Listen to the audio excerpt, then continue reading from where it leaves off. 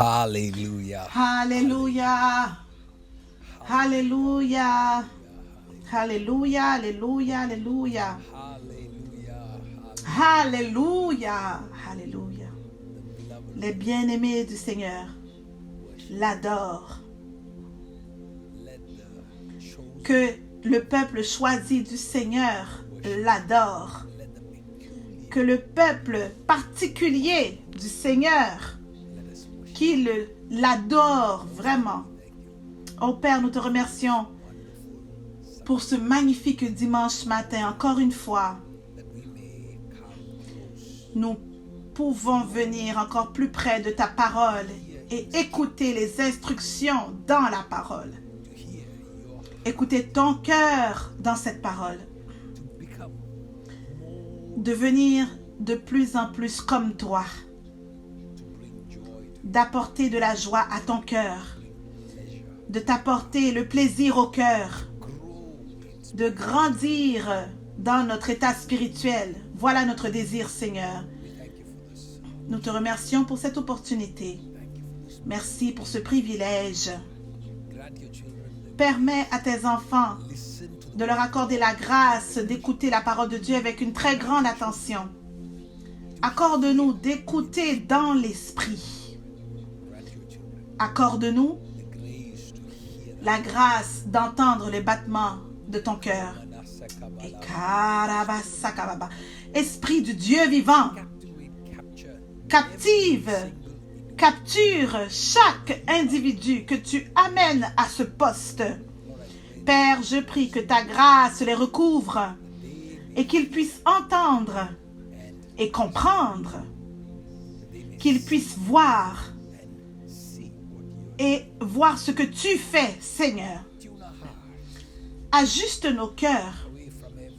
Éloigne-nous de toute distraction de l'ennemi afin de marcher dans tes buts et dans tes voies.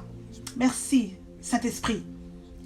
Merci pour cette belle journée que tu as créée. Nous sommes vraiment excités et dans l'attente de t'entendre et d'être portés dans l'esprit. Nous sommes vraiment dans l'attente d'être portés par le vent de Dieu. Que ton nom soit glorifié, Seigneur. Dans le nom de Jésus, nous prions. Amen, amen, amen. Que l'Église crie un amen. Alors nous sommes à la semaine 5 maintenant de notre instruction d'adorer comme jamais auparavant. Et je crois vraiment que vous avez suivi ces instructions. Vous savez, quelquefois on entend Dieu dire une chose et on ne comprend pas dans la plénitude toutes les choses au moment où on entend cela. Et là, quand on élève ce mot et on commence maintenant à voir que toutes les choses prennent place et on réalise, oh, voilà ce que le Seigneur voulait dire. Alors, si, juste avant que l'année n'ait commencé, quand vous avez lu une instruction du Seigneur qui dit « adorer », peut-être que vous n'aviez pas pensé beaucoup à ce verset, mais pendant que le mois s'approchait, vous commencez à regarder autour de vous et là vous dites « oh, ok, oh, on n'avait pas réalisé pourquoi le Seigneur nous avait instruits, nous avait enseigné à l'adorer, le louer comme jamais auparavant. » Et maintenant, vous savez qu'il y a certaines choses qui peuvent seulement être renversées par la prière et la louange, par l'adoration. Quand vous rentrez dans la vraie adoration, c'est parce que vous avez compris maintenant qui est devant vous. Encore une fois, vous pouvez seulement rentrer dans les vraies louanges et la vraie adoration parce que maintenant vous reconnaissez et vous êtes capable d'identifier et d'avoir la révérence de qui est devant vous.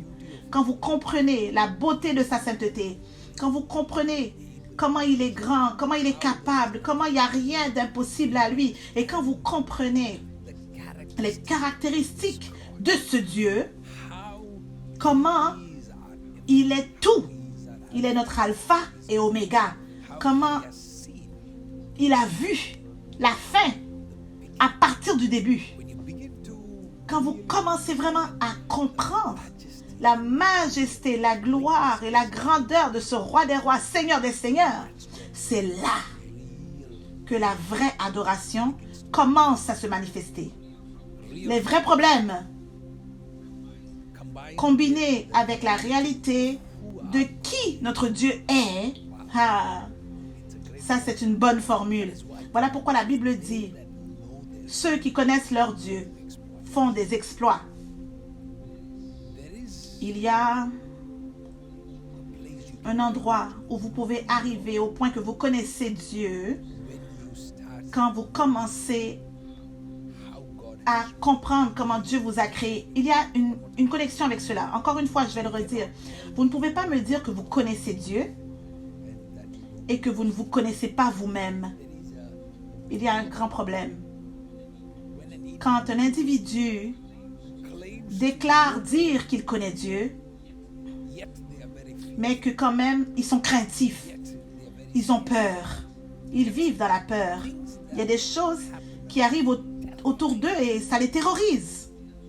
Cela me dit qu'il y a une déconnexion entre la connaissance de Dieu et la révélation de Dieu. Alors vous connaissez quelque chose au sujet de ce Dieu-là, mais ce n'est pas devenu votre révélation. Et là, même si vous avez tellement d'informations au sujet de ce Dieu, même si vous connaissez Dieu, vous avez la connaissance de Dieu, cela ne crée pas des exploits dans votre vie. Parce que ceux qui connaissent leur Dieu dépassent l'information. Il y a un moment où quand il y a la révélation de qui Dieu est, en lien avec qui vous êtes, enfant de Dieu. C'est cette combinaison qui devient explosive. Encore une fois, je ne veux pas prendre trop de temps parce que nous avons des instructions à adorer. Mais je veux relier certains points que j'ai reçus de la part du Seigneur afin de vous les apporter.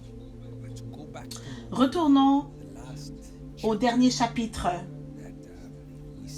que nous avons étudié le dimanche passé. Si nous pouvons aller dans les psaumes, chapitre 27. La semaine passée, nous avons couvert jusqu'au verset 6. Permettez-moi de vous lire à partir du verset 7. Si vous ne l'avez pas encore lu, ce chapitre, vous devez prendre le temps d'écouter la parole de la semaine passée. Ça va faire beaucoup de sens pour vous afin de savoir où nous allons aujourd'hui. C'est comme ça que l'esprit fonctionne. Il y a des points à relier. Et les 3 dernières semaines, nous étions en train de toucher le sujet de l'état du cœur. Et je crois que le Seigneur va nous conduire encore en profondeur avec des détails. Donc, il est bon d'entendre cette parole afin de continuer à partir du verset 7 aujourd'hui. Alors, Éternel, écoute ma voix. Je t'invoque. Aie pitié de moi et exauce-moi. Alors, il y a 2 choses particulières ici que le psalmiste demande. Il dit, j'aimerais que tu m'écoutes quand je t'invoque, quand je crie avec ma voix. Alors, c'est quelque chose que quelqu'un qui est en train de crier, d'implorer, qui peut demander ça de la part du Seigneur. Vous savez, plusieurs fois, nous les croyants, nous intériorisons notre douleur. Peut-être que ça peut aider des personnes aujourd'hui. Ce que je vais dire, il est important pour nous, en tant qu'enfants de Dieu, d'apprendre à crier dans la présence du Seigneur. Apprendre à crier, à invoquer. Arriver à un point, au point que vous avez conversé avec Dieu, dialogué, et maintenant votre cœur arrive à un point où il y a un débordement, que ça vous dépasse, ça dépasse la conversation. Maintenant, les paroles arrêtent de devenir mignonnes. Les paroles arrêtent, les mots bien formulés, tout ça, ça s'arrête. Maintenant, ça devient des sons, des pleurs, des gémissements. Il y a un cri qui sort. Et je crois que c'est vraiment une partie importante de la prière. Je peux même aller jusqu'au point de dire que, le dire avec autorité, qu'il y a beaucoup de gens qui n'arrivent pas à ce niveau de prière. Sans vous embarrasser, si vous pouvez regarder dans votre vie, depuis quand, ça remonte à quand la dernière fois que vous avez prié comme ça, la façon que le psalmiste dit que la prière est maintenant devenue un cri, une invocation. Et il dit, écoute ma voix, je t'invoque. C'était quand la dernière fois que vous avez prié, que votre cœur a débordé comme un cri? Je ne parle pas des petites larmes qu'on essuie rapidement et que vous vous assurez que personne n'a remarqué, que personne ne vous a vu. Non. Arrivons au point de chercher vraiment Dieu. Là où vous ne vous souciez plus de qui vous regarde. Arrivez au point que votre poursuite de Dieu arrive jusqu'à ce que votre cœur déborde comme un cri qui touche le ciel. C'est tellement important qu'en tant qu'enfant de Dieu, que nous apprenions à arriver à cette vulnérabilité dans la présence de Dieu. Arriver à cet endroit d'intimité. Il y a beaucoup de personnes qui n'arrivent pas là parce qu'il y a tellement de masques. Je suis désolée de... Peut-être ça peut toucher quelqu'un, le déranger, mais quelqu'un doit vous enseigner, vous dire, afin qu'on puisse arracher ces masques qui vous empêchent de prier des prières qui touchent le ciel. Et ces masques-là, ces couches sur couches, qu'est-ce que ça va nous prendre pour arracher, enlever ces masques afin de devenir vulnérables, devenir comme un enfant dans la présence de Dieu? Qu'est-ce que ça va nous prendre? Est-ce qu'il faut avoir quelqu'un qui est en train de mourir à côté de nous afin d'être capable d'apprendre d'être vulnérable dans la présence de Dieu? Est-ce qu'on devrait avoir quelque chose de terrible qui nous arrive avant d'arriver à cette présence de Dieu et devenir nous-mêmes sans blocage, s'asseoir dans la présence de Dieu? Et il n'y a pas de blocage, pas d'ombre, pas de masque, afin de crier, ouvrir son cœur, arriver à l'endroit vraiment intime. Certaines personnes sont tellement matures spirituellement qu'elles ne démontrent plus d'émotion. La Bible parle de l'homme parfait, le Jésus, celui qui était l'exemplaire, qui n'avait pas peur de montrer ses émotions. Il a pleuré plusieurs fois devant les gens.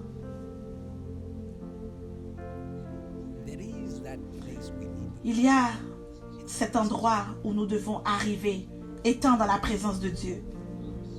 Là où notre esprit, notre âme, notre cœur, notre pensée, que nous soyons tellement synchronisés que nous devenions un dans l'endroit où nos larmes maintenant sont libres de couler. Là où nous sommes capables d'invoquer, de crier à Dieu, de faire sortir la douleur qu'il y a dans les parties de notre cœur qui nous font souffrir, d'être capables de parler librement au Seigneur sans se retenir. J'aimerais que vous puissiez commencer cela. Essayez à partir d'aujourd'hui, regardez dans votre vie de prière et demandez-vous, est-ce que j'ai vraiment prié? Est-ce que j'ai vraiment prié? Je ne parle pas de belles paroles que nous disons avant de dormir, non. Avons-nous vraiment prié comme le psalmiste est en train de dire au Seigneur? Il dit, Éternel, écoute ma voix, je t'invoque, aie pitié de moi. Quand je crie, le succès, le roi qui a beaucoup de succès, qui crie avec sa voix. Écoute-moi, oh Dieu. C'est un roi qui a tellement de succès. Il a eu beaucoup de victoires dans sa vie, le roi David. Mais malgré tout cela, il n'a pas peur d'arriver au point de brisement et des larmes et de pleurer devant le roi des rois. Ça, c'est la vraie humilité, peuple de Dieu. Ça, c'est la vraie humilité. Ok? Alors, il continue à dire, « Aie pitié de moi et exauce-moi. » Alors, j'aimerais que tu m'écoutes, mais aussi je veux que tu aies pitié et miséricorde sur moi.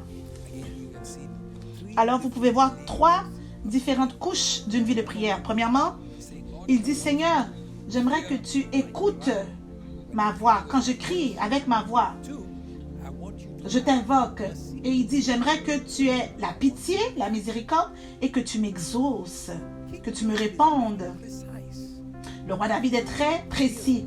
Il a marché avec Dieu. Vous savez, quand vous marchez avec Dieu pour un certain nombre de temps, il y a des détails que vous comprenez que d'autres personnes ne comprennent pas. Quand beaucoup de personnes diraient « Écoute ma prière », lui, il ne prend pas cette route. Non. Il est spécifique et il a des détails. Il dit « Non, non, non. » Il dit « Je connais les couches, j'ai déjà été là, je connais les profondeurs. » Et il va maintenant dans la spécificité. Il dit, Seigneur, je veux que tu écoutes mes cris, écoute ma voix, je t'invoque. Deuxièmement, tu peux écouter ma voix, écouter mes cris, mes supplications, mais encore peut-être ne pas avoir la miséricorde. Et ça, c'est un problème. Que Dieu regarde quelqu'un et qu'il dise, oui, j'ai aussi vu des choses que, en rapport avec le fait que j'ai vu tes cris, j'ai vu tes demandes, je ne suis pas capable de relâcher la miséricorde sur toi. Qu'est-ce qui peut nous qualifier pour un miracle? Qu'est-ce qui peut nous disqualifier de cette miséricorde démontrée dans notre vie? Voilà pourquoi le roi David, qui est un homme sage, intelligent, il est spécifique maintenant. Il n'est pas en train de dire, ok, juste parce que Dieu a entendu ma prière, ça veut dire qu'il va me démontrer la miséricorde. Non, ça c'est important, une partie importante d'une compréhension mature dans le Seigneur. Juste parce qu'il m'a écouté, ça ne veut pas dire qu'il doit me démontrer la miséricorde. Est-ce que ma vie est qualifiée pour ce miracle? Et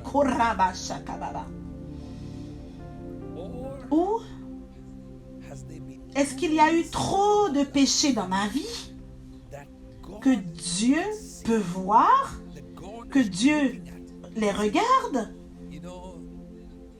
Vous savez, il y a des choses qui vous disqualifient de recevoir cette miséricorde sur votre vie.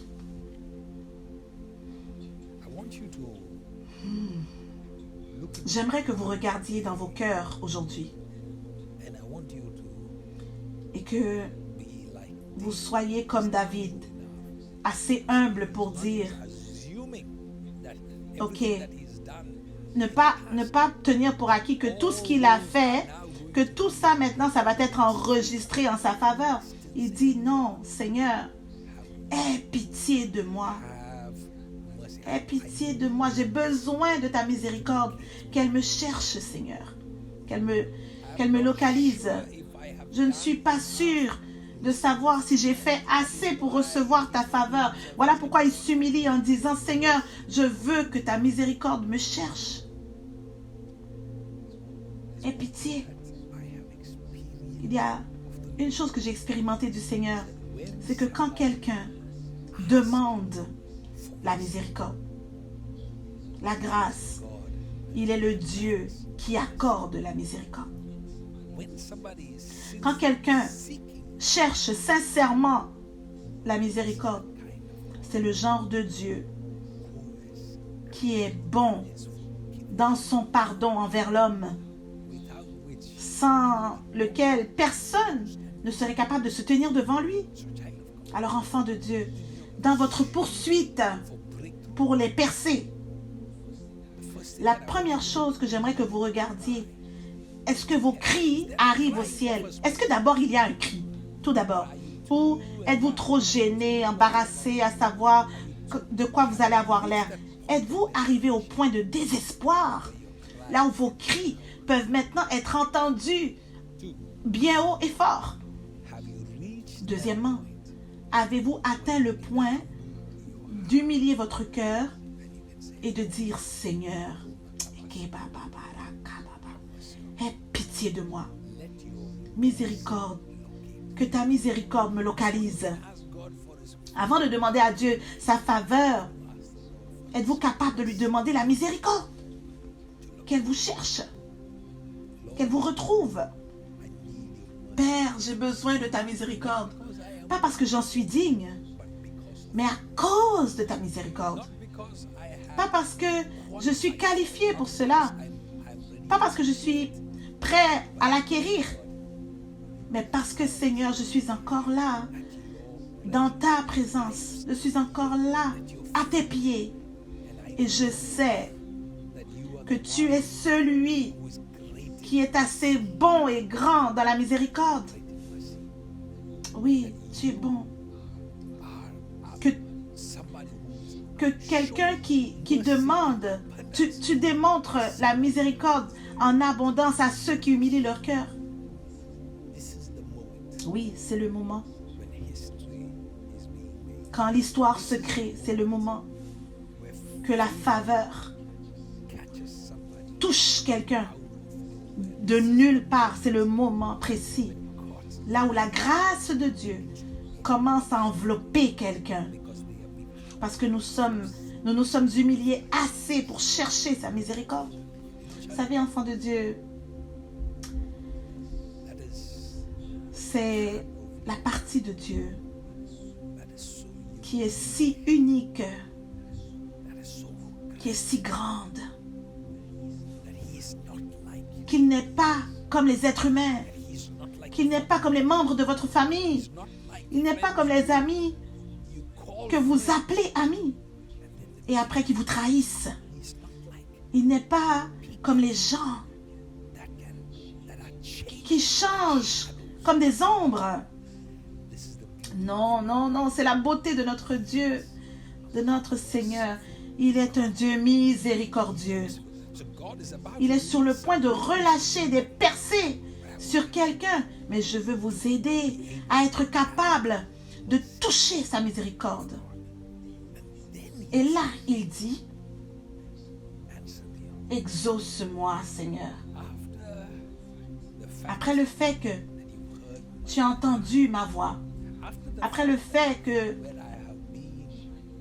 j'ai été comme un enfant devant toi, après le fait que j'ai retiré toutes les ombres, les masques, tout ce qui se mettait entre toi et moi, que je suis devenu vulnérable comme un enfant et que j'ai permis que mes cris montent jusqu'à toi. Alors là, il dit, Seigneur, que ta miséricorde me retrouve. Et là, la troisième fois qu'il prie, il dit, Seigneur, exauce-moi, réponds-moi. S'il y a quelqu'un qui comprend cette vérité, c'est le roi David. Que quelquefois, Dieu peut avoir la miséricorde. Et dans sa miséricorde, ne pas répondre, ne pas exaucer. Dans sa miséricorde, dans sa pitié, Dieu, ne répondant pas, peut être la réponse qu'il nous donne. Des choses que plusieurs croyants ne comprennent pas, parce que je me souviens, je parlais à un des ingénieurs qui était venu et il n'est pas réellement un croyant. Il essayait de communiquer avec moi, à me dire qu'il continue de croire, il a encore la foi. Et il dit, tu sais, quelquefois Dieu me répond, et il y a d'autres fois où il ne me répond pas. Et je lui ai dit ceci. Je lui ai dit, même quand Dieu ne répond pas, il répond. Parce que la façon qu'on s'attend à ce qu'une réponse vienne n'est pas nécessairement la façon que Dieu répond. Et juste parce que il n'a pas répondu dans la façon que vous êtes habitué, ça ne veut pas dire qu'il a été silencieux ou qu'il ignorait.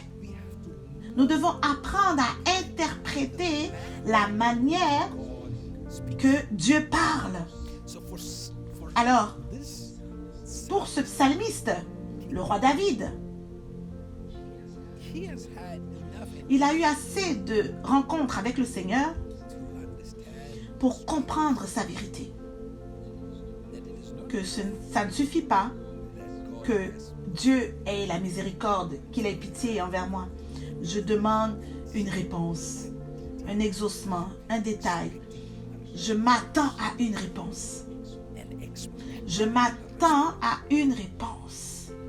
Maintenant, qu'il puisse interpréter la réponse de la bonne manière ou non, ça c'est un autre chapitre, c'est tout un autre jeu. Mais le fait de comprendre assez qu'il peut avoir la miséricorde et quand même ne pas avoir reçu la réponse, ça ne veut pas dire qu'il n'a pas démontré la miséricorde envers moi. Il a été au travers de situations qu'il jeûnait, il priait pour la vie de son fils. Et Dieu lui a répondu. Et quand même, l'enfant est mort. Alors David sait qu'il a été là, il a été dans une situation. Alors voilà pourquoi il est très clair dans ce qu'il demande. Parce qu'il connaît assez son Dieu. Il connaît assez pour savoir que la façon et la manière que Dieu démontre la miséricorde n'est pas la façon que moi, des fois, je m'attends à recevoir la miséricorde ou ce que je pense qui est la miséricorde. Parce que quelquefois, Dieu enlève certaines choses de ma vie. C'est sa façon de démontrer la miséricorde. Mais dans votre cas, vous pensez que j'ai vraiment besoin de ce travail. J'ai besoin de cet emploi. J'ai besoin de cette percée. J'ai vraiment besoin de cela. Et là, Dieu répond. Et Dieu répond. Et la façon qu'il répond, c'est pas en vous donnant cet emploi. Quelquefois, Dieu répond en enlevant un travail. Et là, nous, les êtres humains, nous sommes tellement déçus, tellement rejetés. Oh, mais comment Dieu ne m'a pas répondu? Oui, il a répondu. Et en fait, sa réponse vous sauvait d'aller dans un travail, un endroit, un environnement qui vous aurait éloigné du Seigneur. Et nous sommes quand même déçus qu'il n'a pas répondu de la manière que nous nous attendions. Mais moi, je prie aujourd'hui que des croyants matures m'écoutent et qui commencent à adorer, à remercier le Seigneur, qui commencent à crier un Alléluia. Parce que vous savez qu'il répond dans ses propres manières.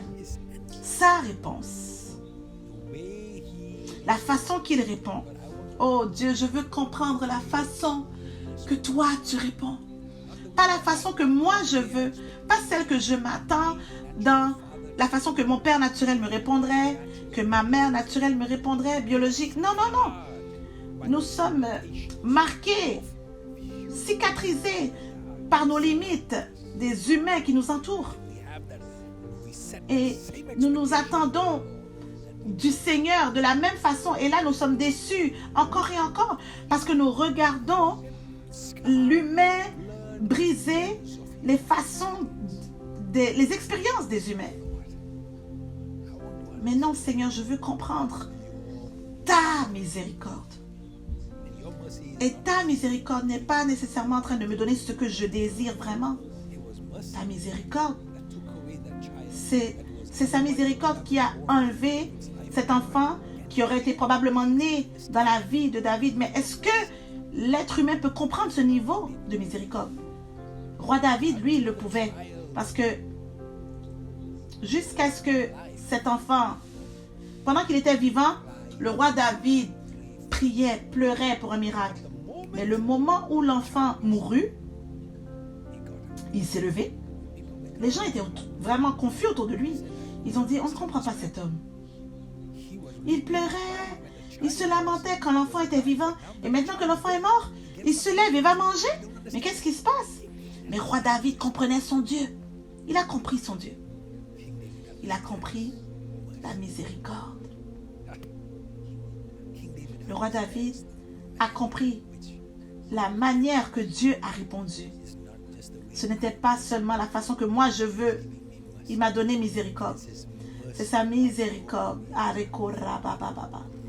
Afin que nous puissions grandir dans cet état spirituel. Afin d'être capables de comprendre le langage et la manière et la façon de Dieu beaucoup plus que les membres de notre famille qui sont autour de nous. Et je sais que beaucoup d'entre vous, vous avez grandi en maturité dans la dernière année jusqu'au point que vous comprenez beaucoup plus que vos amis, vous comprenez plus que vos membres de famille. Et je prie que ça ne va pas décroître, mais augmenter encore avec les années et les jours qui viennent. Quand vous serez capable de voir un angle, un côté de Dieu que des gens, même les propres membres de votre famille ne peuvent comprendre, ne peuvent voir, parce que vous marchez avec Dieu depuis tellement longtemps, afin de comprendre qu'il est parfait dans toutes ses voies.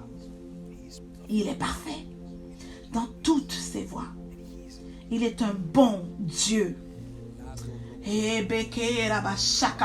Que quelqu'un ouvre la bouche et qu'il dise, Seigneur, je sais que tu es parfait.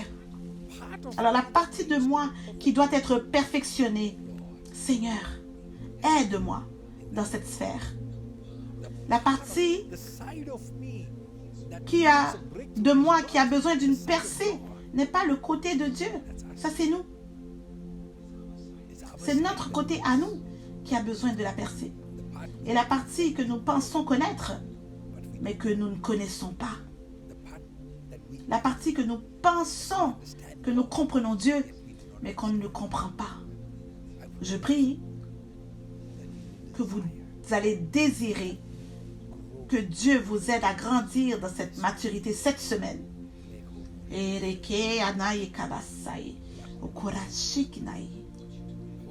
Oh, j'aimerais que vous puissiez vous souvenir de Jérémie au chapitre 17, là où on parle d'un chrétien, un croyant enraciné, et que tout de suite on parle de la condition de son cœur. Et on dit que le cœur est tortueux de toutes choses. Il est trompeur. Et il parle comment un enfant de Dieu enraciné, les bénédictions qui viennent, les percées qui viennent. Et là, immédiatement, la focalisation se tourne et il demande, est-ce que ton cœur peut gérer à ne pas être déçu, ne pas être trompé? Et on voit même la parole de la semaine passée dans Psaume 27, comment le roi David, il a été tellement clair de toutes les guerres et comment que l'ennemi approche et qu'il planifie toutes choses autour et contre lui.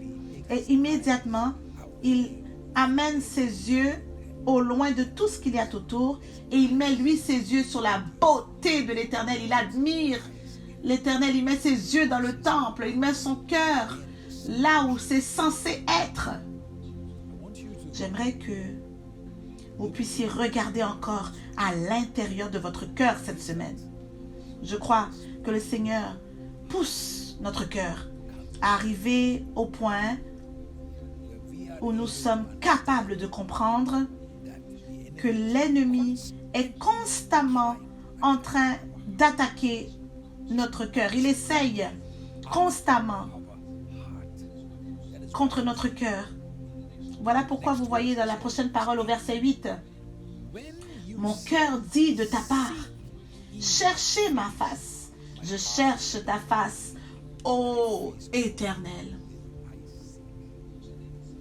Donc il y a un moment où le Seigneur dit, « Cherche ma face. » Et là le cœur du roi David répond. Il dit, « Je cherche ta face, ô Éternel. » Il y a un moment, un endroit où le Seigneur dit à son peuple, « Cherchez ma face. » Mais encore là, est-ce que le cœur désire la même chose? Voilà le problème que nous avons. C'est ça le problème. Le plus grand problème qu'un enfant de Dieu peut faire face. Parce que consistamment, le Seigneur demande de le chercher. Et quand même, notre cœur a une façon de chercher toutes les autres choses. Et que c'était lui. Et le cœur du roi David regarde et dit, moi, mon cœur est au bon endroit. Même quand l'eau vient, même quand les attaques vont venir, même quand les maladies viennent, elles attaquent, même quand l'ennemi campe et s'incruste. Nous en avons parlé la semaine passée. Il dit, mon cœur est au bon endroit. Et il le redit. Seigneur, il y a une raison pourquoi j'aurai ma voix écoutée aux cieux. Il y a une raison pourquoi mon cœur sera vu par mon Dieu. Il y a une raison pourquoi je vais capturer, recevoir la miséricorde. Il y a une raison pourquoi je vais toucher les réponses. Et c'est ça la réponse qu'il donne. Il dit, parce que tu as dit, cherchez ma face. Et mon cœur a répondu de la bonne manière. Je cherche ta face. Savez-vous que couramment, si vous regardez, présentement, si vous regardez ce vidéo, c'est parce qu'il y a un appel des profondeurs. Les profondeurs appellent les autres profondeurs. Et cette profondeur est en train de vous parler maintenant. Et elle dit, cherchez ma face. Enfant de Dieu, cherchez sa face. Pendant combien de temps encore allez-vous vous éloigner, courir, vous éloigner de Dieu? Il y a une demande dans l'esprit. Il y a un prérequis dans l'esprit. Il y a un niveau dans l'esprit qui va s'étendre jusqu'à tous les enfants de Dieu, à toutes les personnes dans le corps de Christ. Et ce niveau est de le chercher comme jamais auparavant. Comme vous avez entendu le mercredi passé, de le chercher, celui qui connaît la fin et le début. À partir même du début, le roi David a dit, tu as dit chercher. Jusqu'à quel point Dieu vient et dit cherchez-moi. Maintenant le cœur de David est tellement synchronisé avec le cœur de Dieu qu'il est capable de prendre, de ramasser. Oh, enfant de Dieu, êtes-vous capable d'entendre les demandes ce matin? Êtes-vous capable d'entendre les désirs de Dieu ce matin ou ce soir? Peu importe le moment que vous écoutez, êtes-vous capable d'entendre les cris de Dieu? Parce que vous criez à Dieu, mais vous ne comprenez pas que vos cris sont le résultat des demandes de Dieu, qu'il y a un prérequis, qu'il y a une attirance, une attraction des profondeurs qui appellent les profondeurs. Donc si vous vous entendez aujourd'hui crier, ce n'est pas parce que vous êtes si bon, c'est pas parce que vous êtes si intelligent, si alerte à crier, c'est parce qu'il y a une réponse qui se passe dans l'esprit, à partir de l'esprit. Dieu dit que vos cris, ce n'est pas parce que vous êtes intelligent. Vos cris, ce n'est pas parce que vous êtes si intelligent que vous êtes capable de calculer qu'il y a un besoin. Non. C'est parce que quelque part, il y a une profondeur qui appelle une autre profondeur. Et cette profondeur met une demande dans l'esprit du roi David et dit, je sais, j'entends. Tu me dis de chercher ma face. Et mon cœur, oh, ce cœur contrit, ce cœur tortueux, trompeur, qui est habituellement attiré au monde, aux choses que je peux avoir à bon marché, à bon prix, les choses faciles. Ce cœur ici maintenant, il est au bon endroit maintenant. Ce cœur répond de la bonne manière. Ce même cœur ne va pas répondre au monde. Ce cœur va répondre à cette voix de Dieu qui m'appelle et je dis, oui, je cherche ta face, ô Éternel. Le trône glorieux à partir du début, c'est notre sanctuaire. Et David dit, oui, mon cœur répond à ce grand trône glorieux. Est-ce que votre cœur répond au grand trône glorieux ce matin ou ce soir? Est-ce que votre cœur répond à la présence de Dieu aujourd'hui? Enfant de Dieu, la voix de Dieu. Et là, le roi David, dans son intelligence spirituelle, il ne se réfère pas à un moment où le prophète est venu et a dit « Ah, j'aimerais que tu cherches ma face. » Non, il peut le prendre dans l'esprit, l'attraper et dire, quand il connaît le cœur de Dieu, il dit que ton cœur me demande de te chercher et mon cœur répond à cet appel. Et mon cœur dit, je cherche ta face, ô Éternel. Oh, enfant de Dieu, écoutez-moi. Ceux que Dieu m'a confiés, écoutez-moi. Ceux que Dieu a envoyés à ce poste YouTube aujourd'hui, écoutez-moi. Vous n'écoutez pas cette parole par accident. Vous êtes alignés au cœur de Dieu, à l'appel de Dieu. Cherchez sa face. Cherchez sa face. Nous savons qu'est-ce que le cœur de David a répondu. Et la question est, qu'est-ce que votre cœur répond? Qu'est-ce que votre cœur dit? Qu'est-ce que votre cœur? Est-ce que votre cœur va chercher sa face comme jamais auparavant? Je vois une vision d'un parchemin qui s'ouvre et le Seigneur va se souvenir de quelqu'un cette semaine. Oh oui, alléluia. Je vois un très grand parchemin et le doigt de Dieu est en train de lire. Il se rappelle de certains d'entre vous cette semaine. Allez-vous vous souvenir? Si vous regardez ceci un dimanche, assurez-vous aujourd'hui de prendre du temps à part. Retirez-vous et cherchez sa face. Tombez à genoux et dites, Seigneur, je suis là. Réponds à la parole et je vais chercher ta face comme jamais auparavant. Pardonne-nous pour les fois, Seigneur, que nous n'avons pas prié. Pardonne-nous pour les fois que nous t'avons pas assez cherché. Pardonne-nous pour les fois que nous avons ignoré la prière. Pardonne-nous les fois où la prière a été seulement une flatterie de mots et des demandes, des requêtes. Pardonne-nous les fois que le monde nous a entourés mais que notre cœur n'était pas dedans. Pardonne-nous, mais nous voici, Seigneur, nous sommes là. Nous sommes là. Que quelqu'un le dise à voix haute. Oui, Seigneur, nous sommes là. Que quelqu'un lui fasse un câlin maintenant. Que quelqu'un l'aime maintenant. Et dit, Seigneur, je suis là.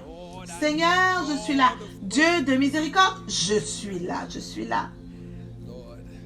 Seigneur, mon cœur répond à ton appel maintenant. Mon cœur répond. Je te chercherai comme jamais auparavant. Oui, enfant de Dieu. N'attendez pas que les problèmes viennent, qu'ils arrivent, qu'ils vous cherchent. Cherchez-le maintenant. Cherchez-le, Seigneur. N'attendez pas que les problèmes viennent pour commencer à chercher le Seigneur. Cherchez-le maintenant. Que votre cœur redevienne tendre à nouveau. Que votre cœur puisse détester les péchés. Encore une fois. Que vos yeux se refixent sur le Seigneur des Seigneurs, le Roi des Rois, et qui puisse courir après lui comme jamais auparavant. Il est l'auteur, celui qui fait l'introduction et la conclusion de notre foi. Il est un Dieu fidèle. Il n'y a aucun comme lui. Oui, vous pouvez compter sur lui. Vous pouvez compter sur lui, enfant de Dieu. Vous pouvez compter sur lui. Vous pouvez compter sur lui. Comptez sur ce Jésus. Il est un Dieu fidèle. Il est un Père qui dure à jamais. Sa miséricorde est plus profonde que les océans. Sa grâce, oh enfant de Dieu, toute votre vie, vous allez avoir un témoignage après un témoignage parce que sa grâce est si profonde. Écoutez sa voix. Voici sa main. Entendez-la qui vient vers vous. Écoutez-le. Vous appelez dans la chambre haute. Écoutez-le. Écoutez-le aujourd'hui. Écoutez-le aujourd'hui. Écoutez-le aujourd'hui. Tout retard dans votre vie, je viens contre cela dans le nom puissant de Jésus. Je vois quelqu'un qui essaye de diriger votre voiture, mais il y a trop de rouille. Mais c'est correct, vous êtes là au bon endroit. Aujourd'hui, écoutez la voix de Dieu qui vient vers vous. Toute rouille, que toute rouille, dans le nom de Jésus, qu'il lui est l'huile de Dieu qui répand toute rouille dans votre volant. Et le contrôle revient. Oui, les sphères que vous ne pouviez pas contrôler, celles que vous ne pouviez plus guider, que vous pensiez que ça quitte vos mains, ça coule. Par la grâce de Dieu, pendant que vous vous connectez à cette parole maintenant, j'ordonne que toute rouille disparaisse et que le contrôle revienne dans le volant. Et je commande dans le nom de Jésus, tout ennemi qui travaillait fort pour vous tromper et vous éloigner du Seigneur, ce soit brisé dans le nom de Jésus maintenant. Votre cœur se réveille à la lumière de Dieu. Votre cœur se réveille à l'amour et à la miséricorde de Dieu qui frappe à la porte de votre cœur. Son amour et sa miséricorde frappent à la porte de votre cœur. Est-ce que vous ressentez son amour pour vous? Le Seigneur vous aime, le Seigneur vous aime. Vous et votre maisonnée, vous êtes vraiment spécial pour le Seigneur. Oui, voilà pourquoi votre cœur bat aussi vite. Voilà pourquoi votre cœur est en train de pleurer. Il répond à sa présence. Voilà pourquoi certains d'entre vous, vous êtes à genoux. D'autres, vous pleurez, vous sanglotez comme jamais auparavant. Son amour remplit votre maison. Permettez-lui. Permettez au Seigneur de vous porter aujourd'hui. Permettez au Seigneur de vous porter dans la chambre haute. Il a beaucoup à vous dire. Enfant de Dieu, il a beaucoup à vous révéler. Il a beaucoup qu'il veut faire dans votre vie. Il y a beaucoup. Oui. Vous êtes beaucoup, beaucoup aimé. Beaucoup aimé. Oh, nous remercions Dieu pour sa grâce.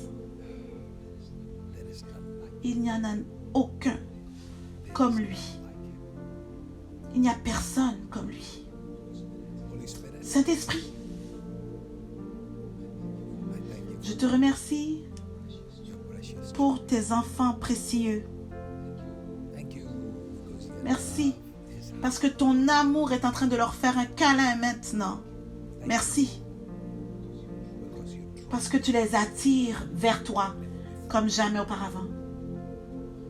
Seigneur, en ce jour, nous te cherchons avec des larmes. Nous te cherchons.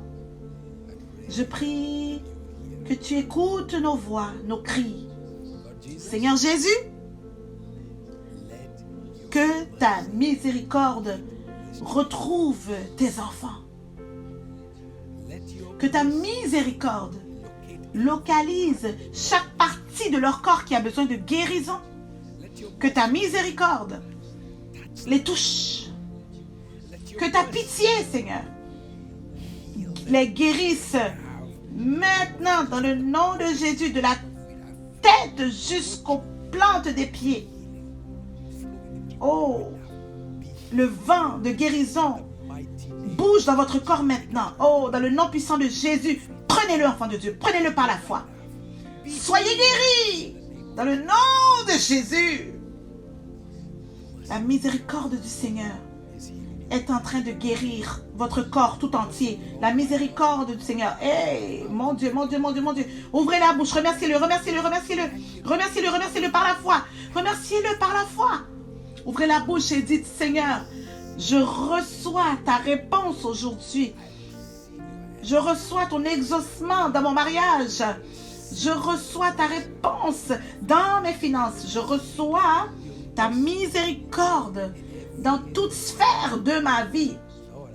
Oh Seigneur, je réponds à l'appel dans l'esprit de chercher ta face comme jamais avant.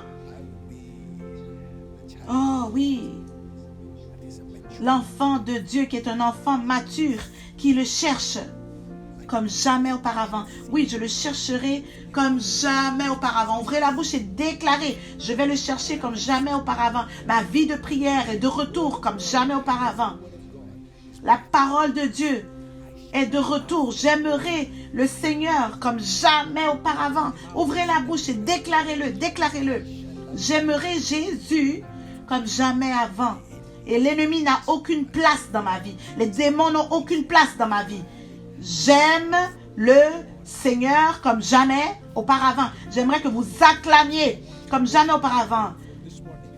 Adorez comme jamais auparavant. Encore un peu plus. Est-ce qu'on peut aimer encore le Seigneur? La présence et l'amour de Dieu remplit votre maison.